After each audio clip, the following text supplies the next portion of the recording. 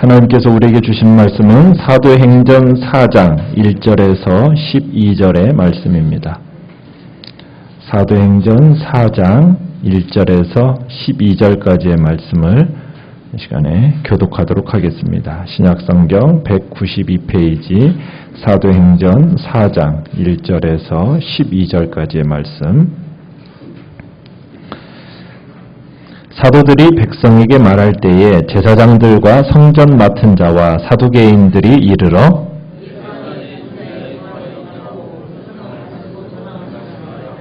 그들을 잡음에 날이 이미 저물었으므로 이튿날까지 가두었으나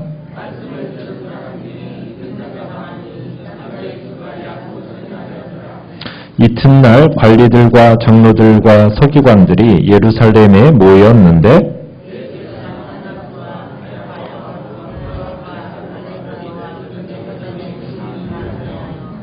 사도들을 가운데 세우고 묻되 너희가 무슨 권세와 누구의 이름으로 이 일을 행하였느냐?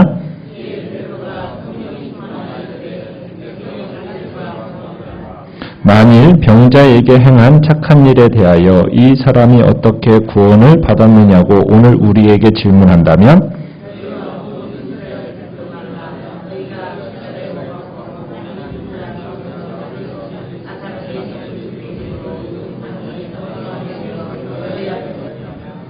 이 예수는 너희 건축자들의 버린 돌로서 집 모퉁이의 머릿돌이 되었느니라.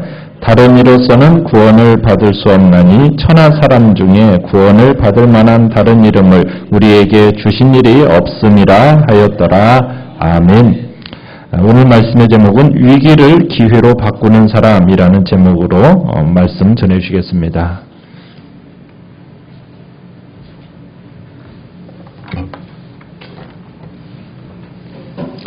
할렐루야. 네, 반갑습니다. 네, 날씨도 추운데 이렇게 또 하나님의 예배를 또 사모하면서 여기 모인 우리 모든 성도님들을 사랑하고 축복합니다. 우리 옆에 계신 분들과 함께 반갑게 한번 이 하고 웃으면서 인사 한번 나눠볼까요? 반갑습니다. 사랑합니다. 축복합니다. 네, 아이고 참 웃으시니까 더 예쁘신 것 같아요. 원래도 더 예쁘셨는데, 네. 예배 전에 저희가 이제 찬양을 하는데 갈보리 산 위에 이 찬양을 부르면서 참 그동안 잘 흘리지 않았던 눈물이 막 나더라고요. 왜 이렇게 은혜스러운지 말씀 전하기 전에 먼저 찬양으로 은혜를 받아서 참 감사한 시간이었던 것 같습니다.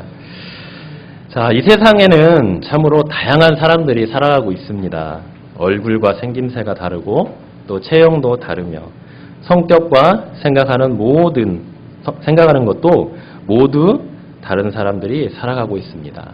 아무리 쌍둥이라고 해도요, 완벽하게 똑같은 사람은 이 세상에 한 사람도 없다고 합니다.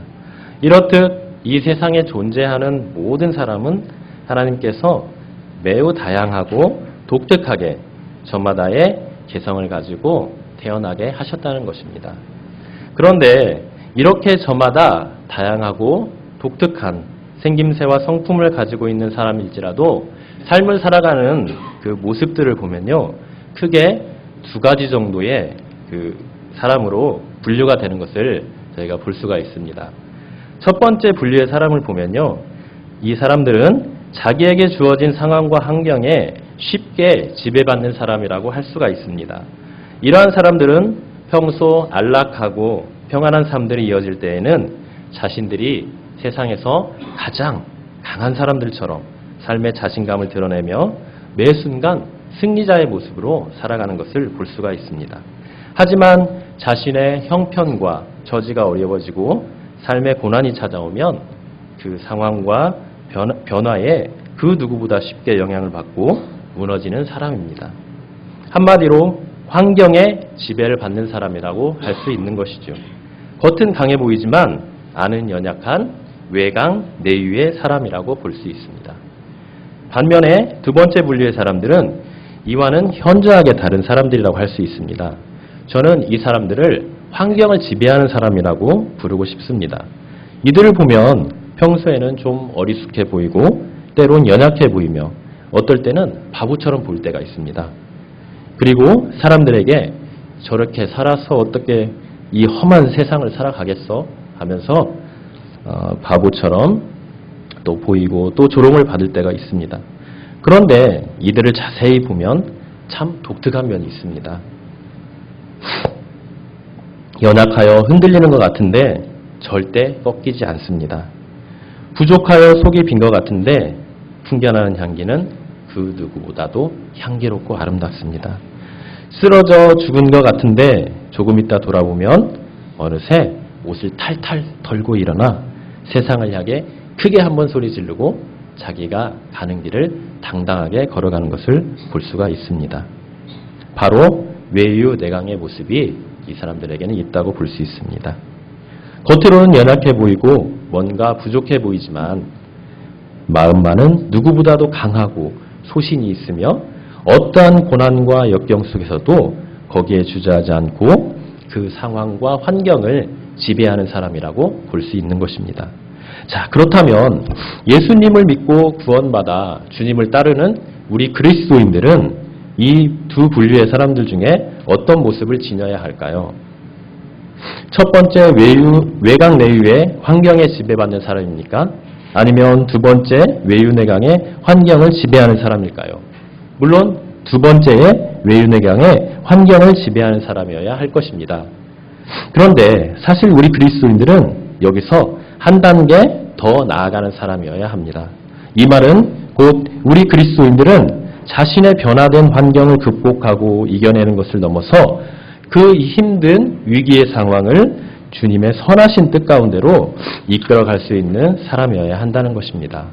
지금 내 눈에 보이는 상황은 정말 내 힘으로 어쩔 수 없이 절망적이고 내 생명마저 잃을 수도 있는 위기의 순간이지만 이 상황들을 극복하고 돌파하여 주님이 인도하시고 원하시고 뜻하시고 참되고 선한 빛의 길로 나아가야 한다는 것입니다. 주님이 주신 선하신 기회를 붙들어야 한다는 것이죠. 주님이 뜻하신 선하고 복된 은혜의 기회를 말입니다. 그런데 여러분, 이런 일이 정말 가능할까요? 우리의 머리로, 우리의 생각으로는 다 알 것 같은데 실제로 우리의 삶 가운데 나의 절망적인 위기의 현실들을 극복하고 돌파하여 주님의 원하시고 기뻐하시는 참되고 복된 삶들을 정말 살아갈 수 있을까요? 그리고 주님이 주시는 이 기회라는 것은 구체적으로 무엇을 말하는 것일까요? 또한 이러한 삶을 사는 주님의 사람들은 어떠한 특징들을 가지고 있을까요? 오늘 말씀을 통해 그것들을 찾아보며 함께 은혜의 시간을 나누기를 원합니다. 자, 오늘 말씀을 보니 꼭 두 번째 분류의 사람으로 보이는 그 한 사람이 나옵니다. 그게 누구입니까? 네, 바로 베드로입니다. 지금 분위기를 보니 베드로는 매우 위험한 위기의 상황에 처해 있음을 알 수가 있습니다.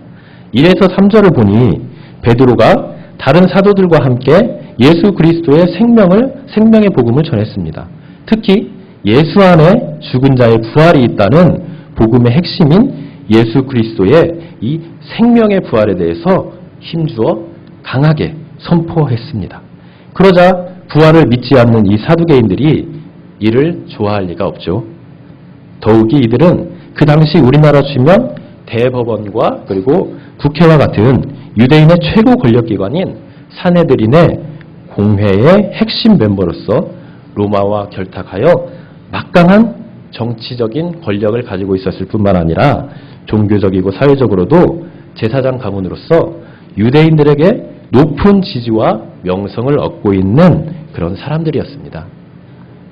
그런데 설상가상으로 사도행전 3장에서 베드로와 요한이 성전 미문에 앉은뱅이를 나사렛 예수 그리스도의 이름으로 치유하여 자신들을 따르는 유대인들이 예수와 그 사도들을 따르는 이 사도들에게 많이 넘어가 버렸기 때문에 이 사도들을 얼마나 더 미워하고 또 죽이려고 했겠습니까? 그래서 사도들이 복음을 전하고 있을 때 이들을 잡아 다음 날까지 옥에 가두었던 것입니다. 그것이 바로 지금 본문인 4장 초반부의 그 내용입니다. 그리고 그 다음 날에는 사내들인을 구성하는 모든 공회원들을 예루살렘에 모아 너희가 무슨 권세와 누구의 이름으로 이 일을 행하였느냐 하고 지금 신문을 하고 있는 것입니다.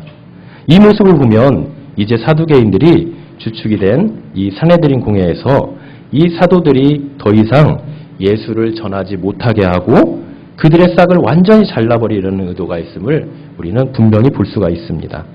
이번 신문을 통하여 그들에게 꼬투리 잡히면 아예 사도들을 모조리 죽이려는 속셈이 있었던 것이죠. 감사합니다.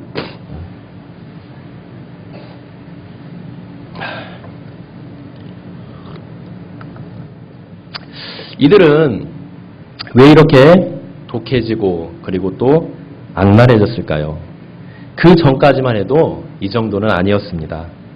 그런데 왜 이번에는 이들을 죽이려고까지 마음먹을 정도로 그들의 악함이 극에 달했을까요? 그것은 바로 앞에서도 말한 것처럼 베드로와 요한의 안진뱅이 치유 사건을 통하여서 많은 유대인들이 자신들에게서 예수와 그를 따르는 사도들에게 돌아섰기 때문입니다. 그런데 더욱이 오늘 4장 4절에 말씀에 나와 있는 것처럼 사도들의 복음을 들은 사람들이 1명도 아니고 1000명도 아니고 남자만 무려 몇 명입니까? 네, 5000명이나 하루 사이에 자기들에서 등을 돌리고 예수와 사도들에게 돌아가 버린 것입니다. 그전에는 그저 귀로만 듣고 그러려니 하며 쉽게 흘려보냈던 일인데 이제 그러한 일들을 직접 눈으로 보고 그 상황들을 접해보니 그 말이 떠도는 소문이 아니고 실제라는 것을 이제 확실하게 깨닫게 된 것입니다. 그래서 사대교인들과 사내들인 공회원들은 몹시 당황하고 자신들의 권력과 명성의 위기의식을 느끼게 된 것이죠. 4장 5절에서 6절에 나와 있는 것처럼 그 당시 관리들과 장로들, 서기관들, 대제사장 안나스와 가야바, 요한과 알렉산더 등 모든 대제사장의 문중들과 모든 사내들인의 공회원들이 모인 것을 보면 이 위기의식이 얼마나 컸고 또 그들에게 있어서 가장 시급하게 해결해야 할 일인가를 우리가 알 수 있습니다.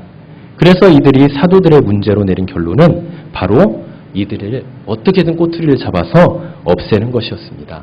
왜냐하면 그래야 자기들의 기득권과 권력을 유지할 수 있었기 때문에 그랬던 것입니다.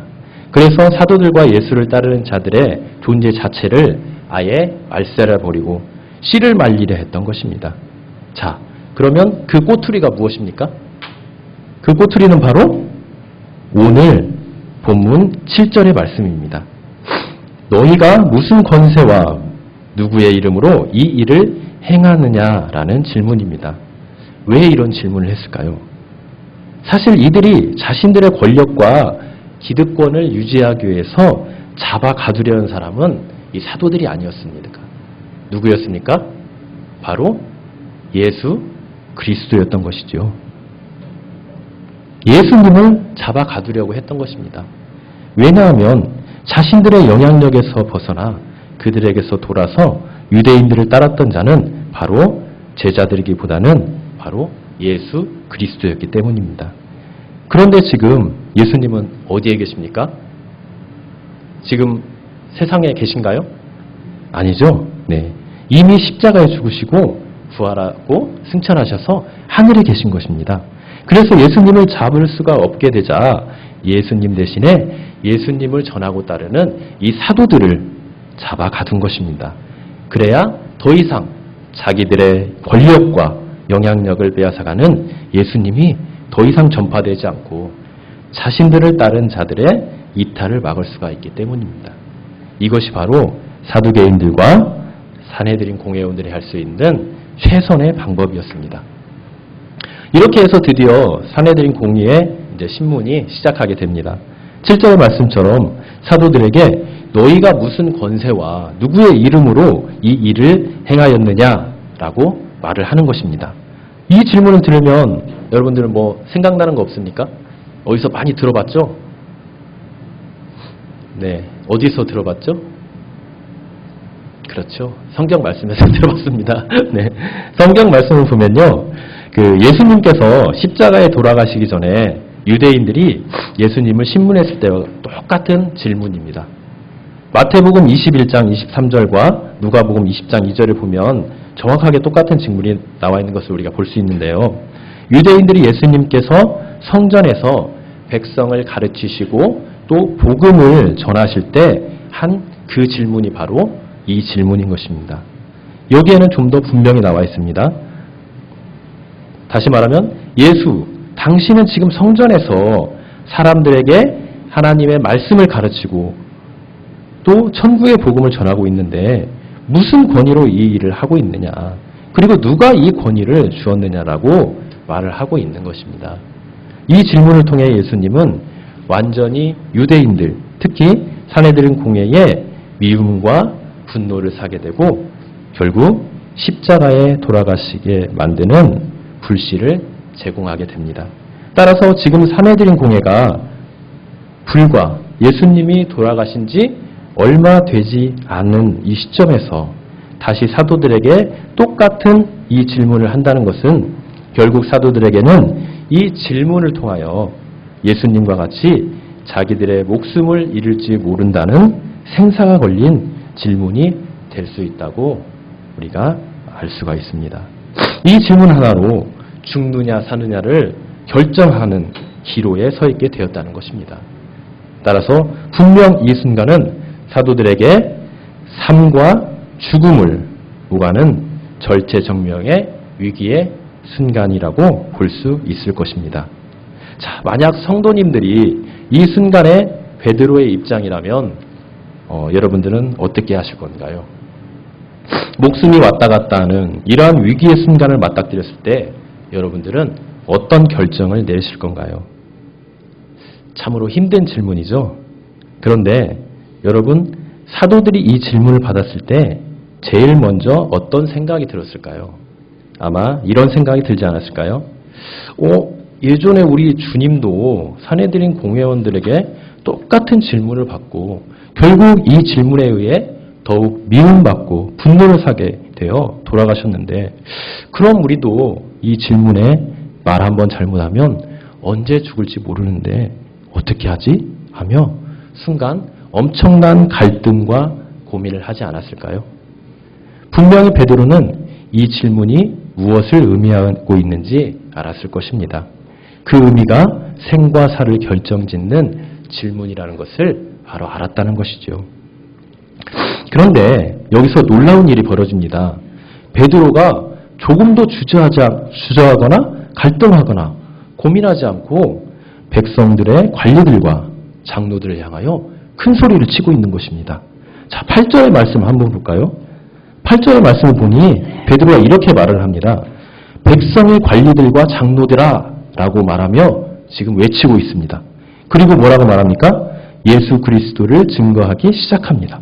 지금 예수 그리스도 이야기를 꺼냈다가는 예수님과 같이 언제 산헤드린 공회에 끌려가 신문받고 죽을지 모르는 아주 위급한 순간이 올지 모르는데 그 위험을 무릅쓰고, 아니 생명을 걸고 예수 그리스도를 전파하는 것입니다. 그것도 그들에게 겁먹지 않고 아주 담대하게, 마치 그것도 모르냐 이 바보들아, 그분은 바로 예수님이잖아 라고 호통치듯이 말을 하고 있는 것입니다. 자, 이 모습을 보면 베드로가 산헤드린 공회원들의 신문에 대해서 한 대답이 실제 그들에 대한 답변이라기보다는 그들을 향한 담대한 설교라고 볼 수 있습니다. 어떤 설교일까요? 그것은 바로 9절 이후에 베드로가 한 말 속에 들어있습니다. 바로 예수 그리스도에 대한 설교였습니다. 그분에 대한 복음의 담대한 선포였던 것이죠. 이 모습을 보면서 우리는 지금 베드로에게 무슨 일이 일어나고 있는지 영적인 안목으로 볼 줄 알아야 합니다. 지금 베드로는 자신의 생명을 잃을지도 모르는 엄청난 위기 상황 속에서 그 위기를 예수 그리스도를 증거하는 기회로 바꾸고 있다는 것입니다. 그것도 아주 구체적으로 예수 그리스도가 어떠한 분이신지 드러나고 있다는 것입니다. 사실 베드로는 사내들인 공회원들이 말한 누구의 권세와 누구의 이름으로 이 일을 행하였나라는 질문의 답에 한마디로 예수 그리스도다라고 답을 할 수 있었습니다. 그런데 그렇게 답하지 않고 사도행전 3장에 안진뱅이를 예수 그리스도의 이름으로 치유한 이 사건을 언급하며 예수 그리스도가 어떠한 분이신지 구체적으로 말하며 선포하고 있는 것입니다. 갑자기 질문의 화제를 돌려 9절의 말씀으로 많은 병자에게 행한 착한 일에 대하여 이 사람이 어떻게 구원을 받았느냐고 오늘 우리에게 질문한다면 이라고 말하면서 안진뱅이의 육신 치유와 더 나아가서는 영혼의 구원까지 얘기를 하면서 복음의 핵심인 바로 예수 그리스도의 구원으로 끌고 가고 있다는 것입니다. 그러면서 본격적으로 복음이신 예수 그리스도가 어떠한 분이신지 구체적으로 분명하게 설명을 하고 또 선포하고 있습니다. 자, 10절에서는 뭐라고 합니까? 나사렛 예수 그리스도의 이름으로 그 사람이 강건케 되었다고 말을 합니다. 이는 나사렛 예수 그리스도만이 우리의 생명의 근원이시고 구원자라는 말입니다. 11절에서는 뭐라고 하고 있죠? 너희 건축자들의 버린 돌이 모퉁이의 머릿돌이 되었느니라 라고 시편 118편 22절을 인용하면서 너희들이 예수 그리스도를 십자가에 못 박아 죽였지만 결국 그는 집 모퉁이의 돌이 한 집을 완성하고 유지하는데 생명과도 같은 역할을 하는 것처럼 예수 그리스도가 우리를 구원하시는 생명의 주인이시다라는 그 복음을 담대히 외치고 있는 것입니다. 그러면서 베드로는 12절의 말씀으로 복음이신 예수 그리스도가 어떠한 분이신가 이제 결론을 짓게 됩니다. 여러분들도 너무나도 잘 알고 있고 외우고 있고 또 우리 구원에 대한 핵심 구절 중에 하나이죠. 그 내용이 바로 이것입니다. 우리가 다른 이름으로서는 구원을 받을 수 없다는 것입니다. 하늘 아래 수많은 사람들 중에 우리가 구원을 받을 만한 다른 이름을 하나님은 우리에게 주신 일이 없다는 것입니다. 이 말은 결국 우리에게 구원자가 되시는 분은 오직 죄가 없으신 하나님이시며 온전히 사람이신 예수님밖에는 없다는 것을 의미합니다. 오직 예수님만이 우리의 유일한 구원자이시고 생명이라는 말이죠. 여러분 정말 놀랍지 않습니까? 지금 베드로가 말하고 있는 상황이 지금 어떤 상황입니까? 지금 베드로는 모든 사내들인 공회원들이 모인 자리에서 그들의 엄청난 압력과 위압감이 느껴지고 살기가 넘치는 앞으로 언제 죽을지 모르는 그러한 살벌한 분위기 속에서 결코 주눅들거나 겁을 먹기는커녕 너무나도 담대하게 그들을 향해 외치며 말하고 있는 것입니다. 여러분 평소 베드로의 모습과는 너무나도 다른 모습 아닙니까? 베드로의 모습을 한번 그럼 살펴볼까요? 원래 베드로는 이런 사람이 아니었습니다. 예수님이 돌아가시기 전 여러분들 잘 아시다시피 베드로의 모습을 보면 그는 너무나도 겁이 많고 연약하고 또 소심한 사람이었음을 우리는 누구나 다 잘 알고 있습니다. 이런 베드로의 모습을 구체적으로 한번 살펴보면요. 먼저 예수님께서 붙잡혀 이제 대제사장 가야바의 집으로 이제 끌려가시게 됩니다. 그날 밤 베드로도 함께 따라가죠. 따라가는데 어떻게 따라갑니까? 바로 바짝 붙여서 예수님 하면서 손을 붙잡고 갑니까? 아닙니다. 네, 거기에 보면은 멀찌감치 이렇게 떨어져서 갔다 이렇게 나옵니다.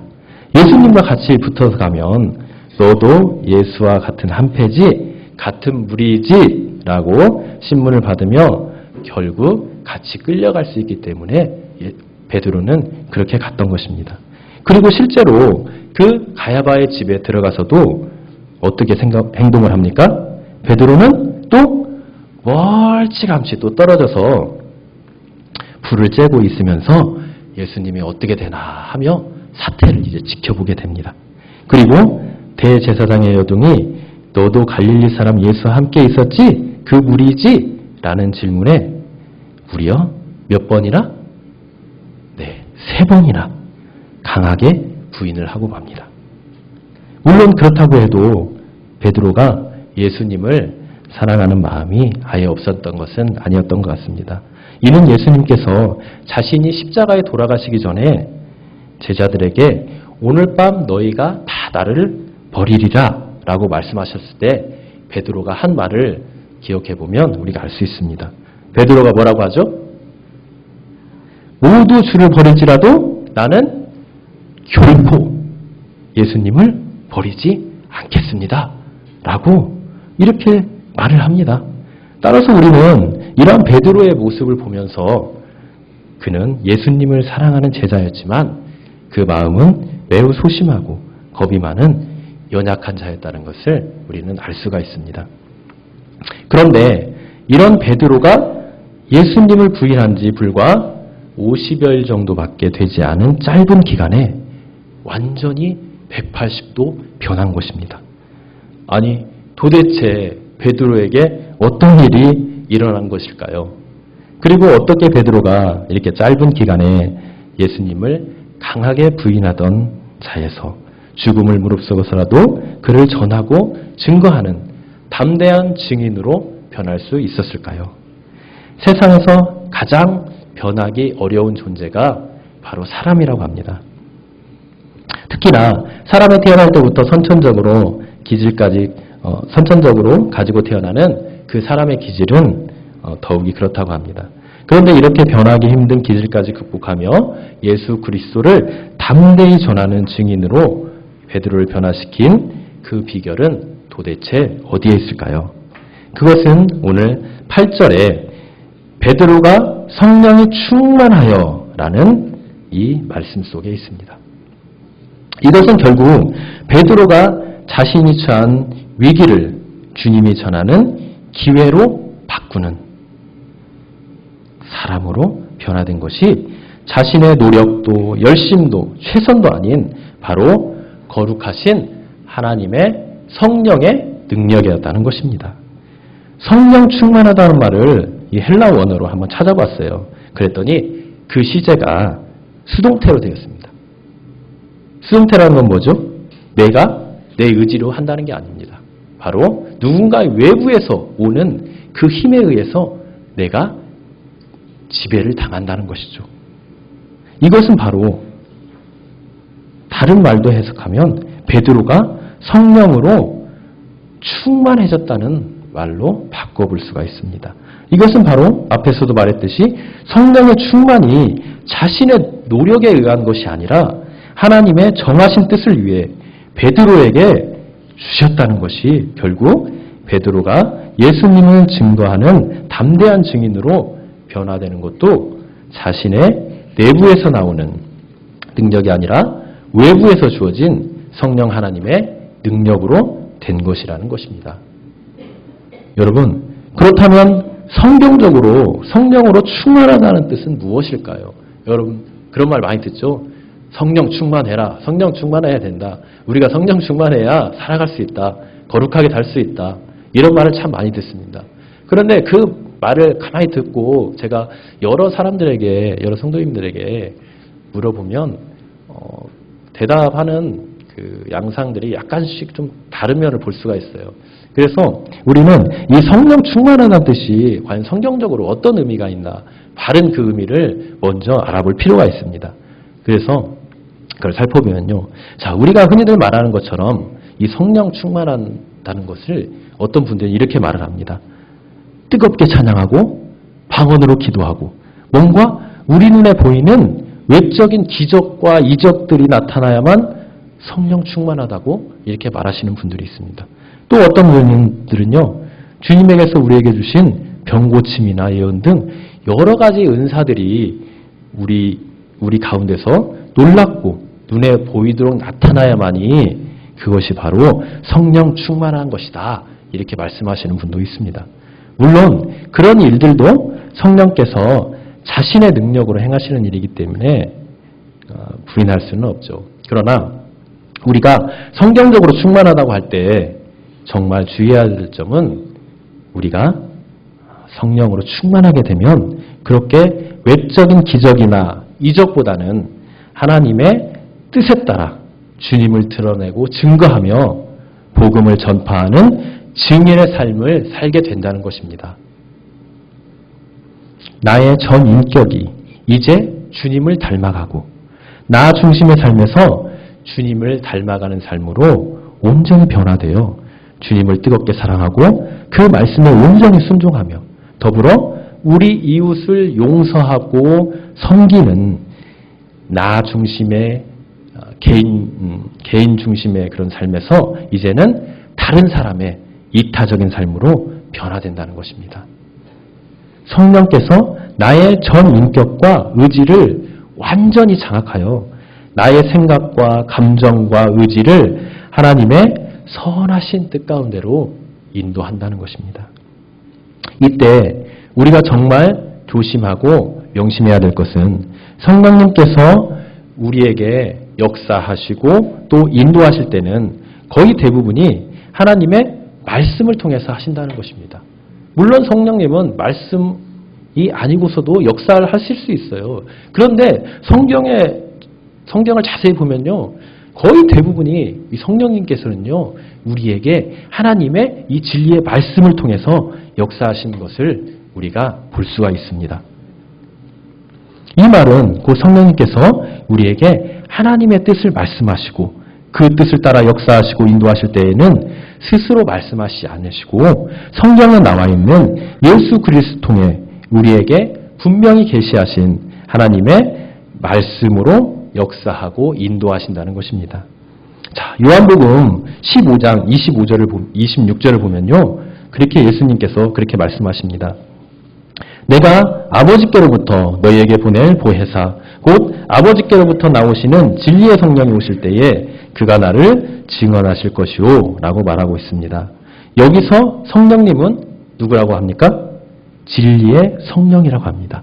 이는 성령님께서 역사하실 때 스스로 하시지 아니하시고 진리인 하나님의 말씀을 따라 하신다는 것이고 또 나를 증거하신다는 것은 바로 예수 그리스도와 그분이 하신 말씀에 따라 증거를 하고 역사하신다는 뜻입니다. 이뿐 아닙니다. 자, 요한복음 16장 15절을 보면요. 거기에 또 예수님께서 이렇게 말씀하십니다. 무릇 아버지께 있는 것은 다 내 것이라. 그러므로 내가 말하기를 그가 내 것을 가지고 너희에게 알리시리라 하였노라 라고 말씀하십니다.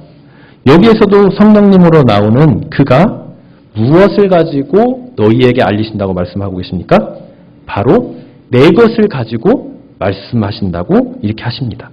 바로 예수님께서 내 것이란 바로 예수님께서 하신 그 말씀을 가리켜서 하는 말입니다. 그리고 그 앞에 나와 있는 내 것인 예수님의 말씀은 또 누구의 것입니까? 바로 아버지 하나님의 것입니다. 자, 그럼 우리가 여기서 결국 성령님께서 우리에게 역사하시고 인도하시는 통로가 바로 성삼위 하나님의 말씀인 것을 우리는 분명히 알 수가 있습니다. 성령님께서 그 어떤 기적이나 이적보다는 최우선적으로 성삼위 하나님의 진리의 말씀을 통하여 우리에게 역사하고 계신다는 것입니다. 여러분 이걸 믿으십니까? 네. 이것은 우리에게 정말 아주 중요한 교훈을 줍니다. 그것은 첫째로 우리가 성령으로 충만하다고 할 때 그 판단 근거를 하나님의 말씀으로 삼아야 한다는 것입니다. 하나님의 진리의 말씀만이 그 판단의 근거요 출처가 된다고 할 수 있는 것입니다. 여러분 요즘 얼마나 많은 사람들이 성령 충만하다고 하고 자칭 예수라고 하며 때론 여러 가지 기적과 이적을 일으키면서 사람들을 미혹하고 또 쓰러뜨리고 넘어뜨리는지 정말 심각한 수준입니다. 그리고 이단들을 한번 보십시오. 이단들도 뭘로 장난을 칩니까? 말씀으로 장난을 쳐요. 다른 거 가지고 안 해요. 야, 이리 와봐. 내가 이 세상에서 정말 제일 좋은 말씀 알려줄게 하면서 유혹을 합니다. 미혹을 합니다. 순진한 사람은 당해요. 그게 정말 진리인 줄 알아요. 그게 정말 하나님의 말씀인 줄 알아요. 근데 정말 말씀을 잘 알고 말씀의 그 반석에 굳건히 서 있는 분들은요, 바로 영적으로 분별합니다. 이게 진리인가 거짓인가 그것을 바로 알고 깨달을 수 있는 것입니다. 따라서 하나님의 그 진리의 말씀만이 우리의 판단의 근거요 또 출처가 된다는 것을 여러분들은 굳게 믿으시고 그 말씀만을 따라가시는 우리 성도님들이 되시기를 바랍니다. 네. 여러분 그래서 이단들도 사실은 이런 분류에 속하는 것입니다. 이럴 때 우리는 무엇으로 이들과 참과 거짓으로 구분할 수 있나요? 그것은 그들에게 일어나고 있는 말을 들어보고 행동을 보면 금방 알 수가 있는 것입니다. 그러기 위해서는 우리가 어떻게 해야 됩니까? 말씀 위에 굳건히 서 있어야겠죠. 네. 교회에서 성경 공부한다. 그럼 어떻게 해야 되죠? 네, 잘 배워야겠죠. 그리고 목사님께서 또 설교 말씀해 주시면 어떻게 됩니까? 힘들고 졸려도 허벅지를 꼬집어가면서도 잘 들어야겠죠. 네. 말씀을 사모하는 자에게 하나님께서는 은혜를 주십니다. 왜냐하면 방금 말한 것처럼 우리 성령님께서 또 하나님께서는 말씀을 통해서 은혜를 주시고 또 역사하시기 때문입니다. 그들이 말이나 행동이 하나님께서 성경에서 말씀하시는 내용이 아니면 그래서 그들의 말은 거짓이 되는 것입니다. 성령 충만이 아니라 무엇 충만입니까? 사탄 충만이라고 보아야 할 것입니다.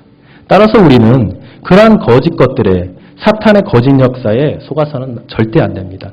하나님의 진리의 빛으로 참과 거짓을, 진리와 비진리를 바로 영적으로 분별하여 하나님의 선하신 뜻 가운데로 나아가야 할 것입니다. 두 번째로 성령 충만과 말씀 충만은 동일한 의미이고 동전의 양면처럼 또는 실과 바늘처럼 항상 같이 다니는 것을 여러분들 아시기 바랍니다. 왜냐하면 성령님은 말씀을 통하여 일하시고 그 말씀이 있는 곳에는 늘 성령님께서 함께 하시기 때문입니다. 따라서 성령님은 말씀 가운데서 우리에게 하나님의 뜻을 알려주시고 또 그 말씀을 통해 그 뜻 가운데로 인도하시며 그 말씀을 통해 또 우리를 변화시키는 것입니다. 이는 우리가 베드로의 모습을 보면 분명히 알 수 있습니다. 여러분, 베드로가 무서움과 두려움의 자리인 이 사내들인 공회 앞에서 그렇게 담대히 하나님의 말씀을 전할 수 있었던 것은 바로 예수님께서 십자가에서 구원 약속을 다 이루시고 부활 승천하신 후 성령님께서 이 땅에 오신 후 베드로를 그의 능력으로 변화시켜 주셨기 때문입니다.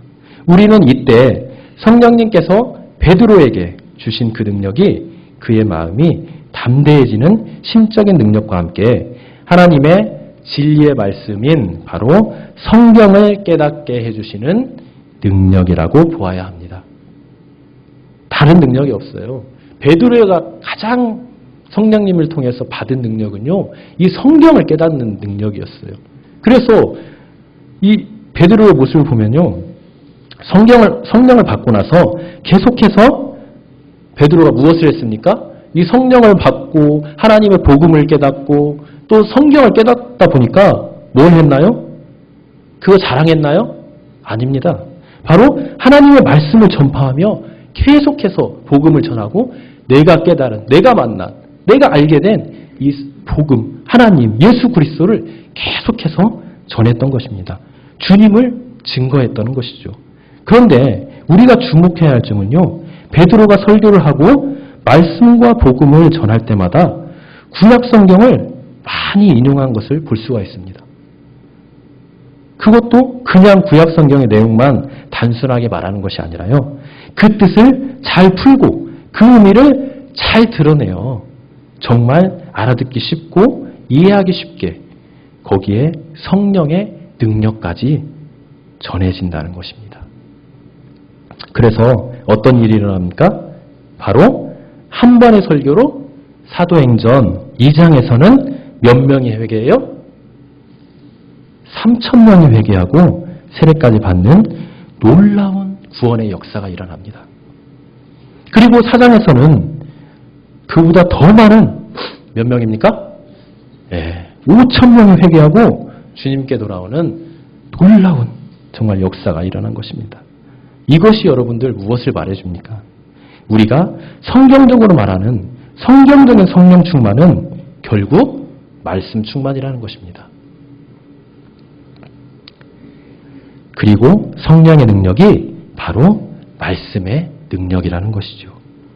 그래서 베드로가 담대히 예수 그리스도를 증거하며 하나님의 말씀을 사내들인 공회 앞에서 전했을 때에 그들이 전하는 베드로가 학문이 없는 범인으로 알고 있었는데 그 모습을 보고 이들이 어떻게 여겼습니까?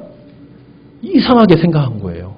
베드로가 예전에는 완전히 무식해가지고 성경 말씀도 제대로 모르고 하나님을 말씀도 잘 모르고 전하지도 않고 완전 무식한 사람 봤는데 이제 베드로가 완전히 180도 변한 사람이 된 거예요. 이게 바로 무엇의 능력입니까? 바로 성령의 능력인 것입니다. 여러분, 이렇게 성령님은 우리에게 그분의 능력을 주십니다. 바로 하나님의 진리의 말씀을 바로 깨닫고 담대히 전할 수 있는 그 능력을 말입니다. 여러분, 우리는 이것이 바로 우리에게 성령께서 주시는 참 능력인 것을 알아야 합니다. 이 세상에 어떤 기적이나 이적이나 눈에 가시적으로 보이는 그런 현상이 아닌 오직 하나님의 말씀에 충만하여 그 성령으로 충만하여 전적으로 그분의 지배와 인도하심을 받고 말씀 가운데 드러난 하나님의 뜻을 깨달아 지금도 여전히 살아계시고 우리의 영원한 생명 되시고 소망 되신 주님을 전하는 것, 주님의 증인으로 살아가는 것, 이것이 바로 하나님께서 우리에게 주신 능력이고 기쁨인 것입니다. 그리고 그것이 결국 하나님께는 영광이 되는 것입니다. 따라서 우리 성도님들은 이 세상에 그 어떤 능력보다 성령께서 주시는 이 하나님의 놀라운 말씀을 잘 듣고 깨닫는 능력을 구하시기를 간절히 소망합니다. 여러분, 우리는 오늘 베드로의 모습을 보면서 위기를 기회로 바꾸는 사람은 결국 하나님의 거룩하신 영이신 성령으로 충만한 사람이라는 것을 알게 되었습니다. 그리고 성령으로 충만하다는 것은 성령의 역사와 인도하심의 통로가 되는 말씀으로 충만하게 된다는 것도 알게 되었습니다. 그렇다면 이걸로 끝일까요?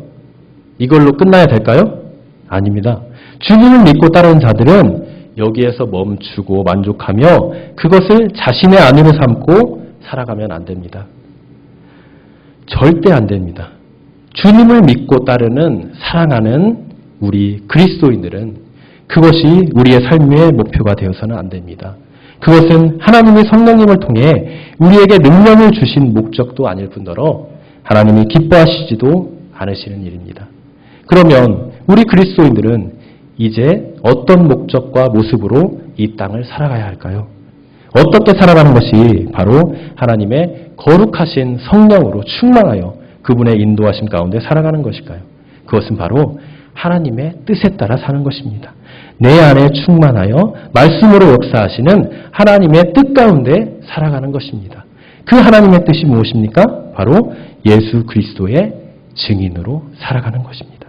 우리를 위하여 우리 모든 죄를 뒤집어 쓰시고 하나님의 진노와 저주, 죽음의 형벌을 다 담당하신 바로 그 예수 그리스도를 뜨겁게 사랑하고 증거하는 주님의 참된 증인으로 살아가야 되는 것입니다. 그러나 그렇게 살아가는 것이 어디 쉽습니까? 아닙니다. 그러한 삶은 그리 만만한 삶이 아닙니다. 왜냐하면 주님을 따르는 삶은 우리 자신을 부인하는 자기 부인과 내가 지고 가야 할 십자가가 있기 때문입니다. 자기 부인하는 것 그리 쉽지 않습니다. 정말 뼈를 깎는 아픔과 인내와 고통이 필요합니다. 내가 져야 할 십자가는 어떻습니까? 이 십자가가 나의 목숨을 담보로 하는 것이라면 여러분들 어떻게 하시겠습니까? 여러분은 그 십자가를 질 수 있겠습니까? 오늘 말씀을 보니 베드로는 기꺼이 자기를 부인하며 목숨이 위협받는 위기 속에서도 주님을 담대히 증거하는 자기 십자가를 지고 가고 있는 것을 우리가 볼 수 있습니다. 어떻게 그게 가능했습니까? 어떻게 자신의 삶의 목적과 가치관이 자신에서 주님으로 바뀌게 되었습니까? 그것은 바로 하나님의 거룩하신 성령으로 충만했고 말씀으로 충만했기 때문입니다. 그렇다면 여기에 오신 우리 모든 성도님들과 저도 그렇게 살 수가 있습니다. 예수 그리스도를 믿어 내 안에 내주하신 성령님으로 충만하여지고 주님을 담대히 전할 수 있는 것입니다. 그 길이 베드로와 같이 세상의 많은 도전과 유혹과 핍박이 있을 수 있습니다. 베드로가 사내들인 공회 앞에서 생명을 위협받는 상황에 처한 것처럼 우리도 그러한 위험에 처할 수 있는 것입니다. 그렇지만 여러분 반드시 기억하십시오. 우리가 성령 충만, 말씀 충만하여 하나님의 인도하심과 그분의 능력이 덧입혀질 때 우리는 주님의 증인된 삶을 넉넉히 감당할 수 있다는 것입니다. 그것이 바로 하나님께는 영광이요 우리에게는 큰 복과 기쁨이 된다는 것입니다. 따라서 우리 모든 한누리 전원교회 성도님들은 늘 하나님의 말씀을 가까이 하고 성령 충만, 말씀 충만을 위하여 기도하므로 갈보리 언덕 위에서 우리를 위해 자신의 모든 것을 주신 주님을 바라보며 그 주님의 피 묻은 십자가를 붙들며 주님의 참된 증인으로서 우리에게 닥친 위기들을 주님을 전하는 복음 전파의 복된 기회로 바꾸는 하나님의 멋진 십자가 군병 되시기를